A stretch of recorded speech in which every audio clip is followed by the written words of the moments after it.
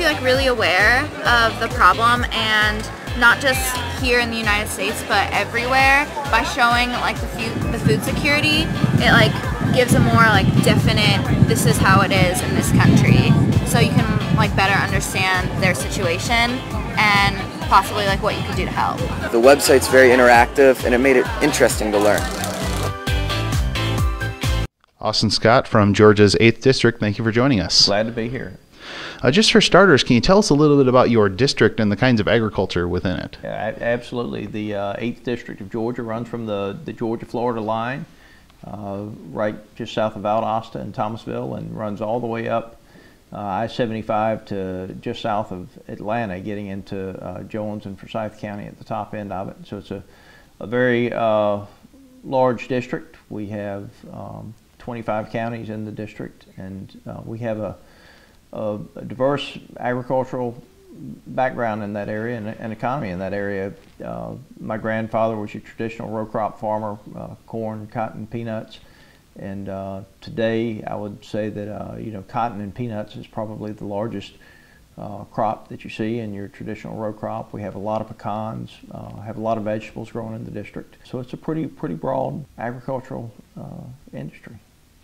Now, the Ag Committee in the 113th Congress had to work to produce a new 5-year Farm Bill. That's right. With that 5-year Farm Bill implemented, what do you see as priorities and some things that the Ag Committee might look at in the 114th Congress? Well, I think it obviously Mike Conaway, I think, will be our chairman, and it'll be up to him. But I expect, you know, the issues that are out there right now. Obviously, we've got the issues with pollinators and bees that have occurred this past year that I think will continue to be at the forefront of it.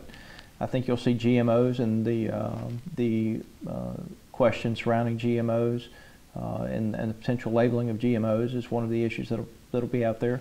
We'll obviously have a lot of oversight and input into the implementation of the new Farm Bill and making sure that that legislation is implemented in such manner as it was intended by the committee. And you know, one of the things that we want to make sure of, especially with the crop insurance program, is that it helps good farmers get through bad years. We don't want it to guarantee anybody a profit. That's not what any government program should do.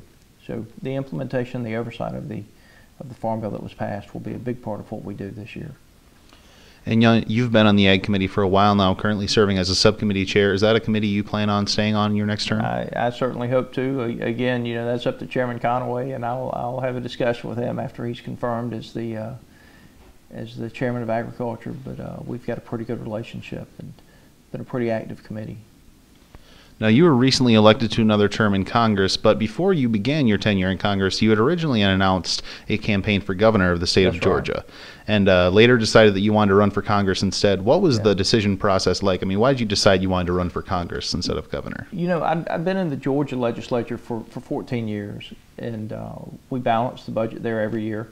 And interestingly enough, I think other people should look at this in their states as well. Of the 180 members of the House in Georgia, you know, approximately 170 would vote for that balanced budget, Democrats and Republicans. We were in the governor's race. It was a race that, quite honestly, we were not going to win. The congressional seat was one that we felt like we could win, and so we ran for Congress, and we got elected. And certainly, I can tell you, you know, my wife and I had some very serious prayer and consideration before we stepped out of the governor's race, but you know, here we are.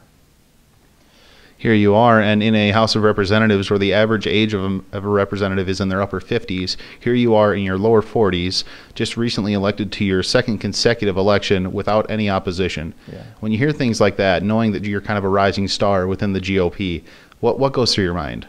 You know,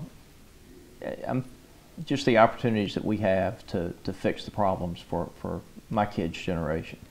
We've got such a great country. The personal freedoms that we have, the opportunities that we have in this country are greater than they are in any other country out there.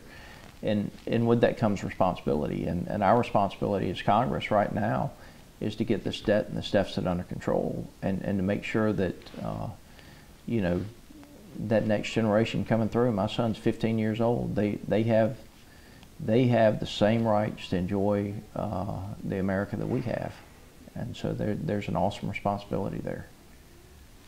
Now, do you plan on continuing a career in public service of some form as the years go by? You know, that's up to the voters, I guess. They get to every other year they get to tell us if they want us to continue in that public service or not. So, but certainly as long as they'll have us, you know, and as long as I think I can make a difference, I think we will certainly continue to stay in that public service sector, and I absolutely think we can make a difference.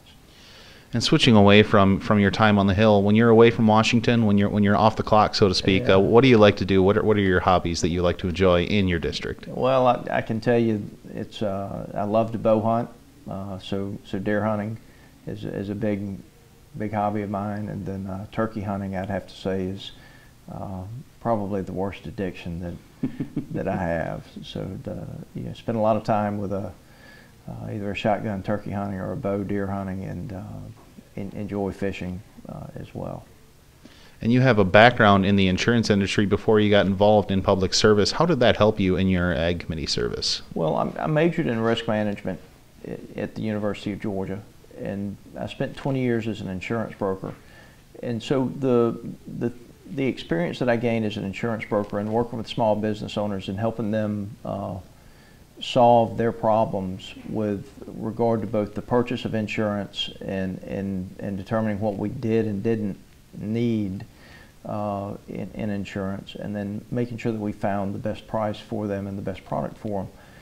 It just gave us a broad background in financial services and different industries. Some of the people that were our clients were farmers. Some of them owned cotton gins. Some of them were in the fertilizer business. Some of them were doctors or lawyers. And so that experience gave us the ability to see a lot of different industries and how those industries operate and their concerns. And I can tell you, in all of those industries, there's significant concerns about what's happening in Washington and the overreach of the federal agencies. Congressman Austin Scott from Georgia's 8th District, thank you for joining us. Thank you.